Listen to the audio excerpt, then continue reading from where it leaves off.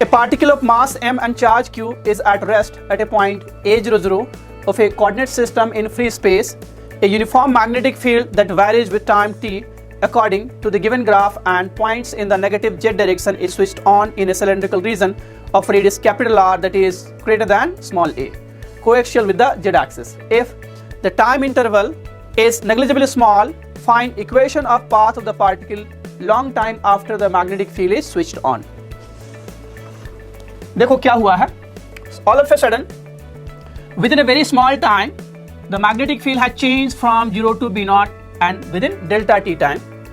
Let this be our coordinate axis x, y, and z axis will be normally outward from this particular figure. This is the points at which we can say it is a00 at which the particle was initially present. अब क्या हुआ कि इस पूरे reason पे यहाँ पे check कर लो, the magnetic field points in the negative Z direction is switched on, that means inward direction पे मैग्नेटिक फील्ड को स्विच ऑन किया गया है. सो सडनली यहाँ पे इंड्यूस्ड इलेक्ट्रिक फील्ड होगा और उसके कारण ईएमएफ होगा और यहाँ पे कोई पाथ होता तो उस पर इस तरीके से करंट एस्टैब्लिश करने की कोशिश करता सो दैट कि उसका मैग्नेटिक फील्ड आउटवर्ड होता है. दैट मींस कि वेरी क्लियर कि इलेक्ट्रिक फील्ड जो इंड्यूस्ड हो रहा है, इंड्यूस्ड इलेक्ट्रिक फील्ड का वैल्यू वो एंटी क्लॉकवाइज सेंस पे होगा. और हमने ये लिखा कि यहाँ पे इस डिस्टेंस, कितना डिस्टेंस मेंशन किया, ये a, तो यहाँ पे इलेक्ट्रिक फील्ड का वैल्यू हम मार्क कर सकते हैं r0/2. r0 का वैल्यू कितना है, a divide by 2 dvdt. Change in magnetic field 0 to B naught in how much time, small time t.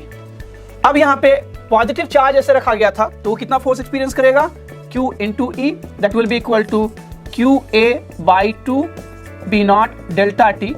And within this short time, once this force acts on the particle will gain a velocity v naught and we can write down, उसको ऐसे लिखा जा सकता है, ये force हो गया q e delta t.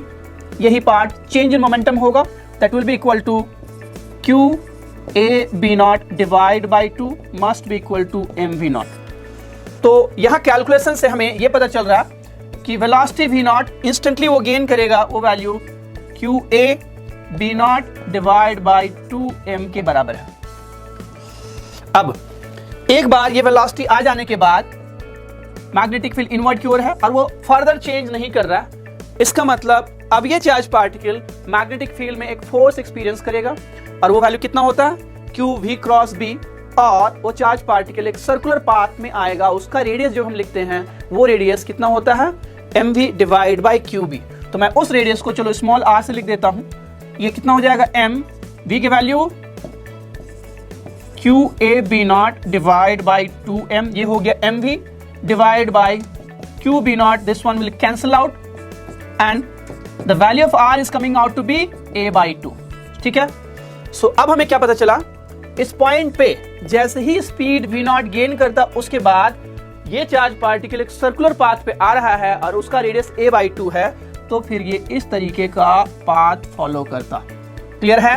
अब क्वेश्चन क्या था, find equation of path of the particle long time after the magnetic field switched on. Equation circle का है जिसका सेंटर a/2 0 और रेडियस a/2 का है. तो मैं आंसर यहाँ पे स्ट्रेट लिख देता हूँ, x minus a/2 whole square plus y square must be equal to a square divide by 4. ये आंसर होना चाहिए था. This is the path the particle will follow long after the field is switched on. समझे हो.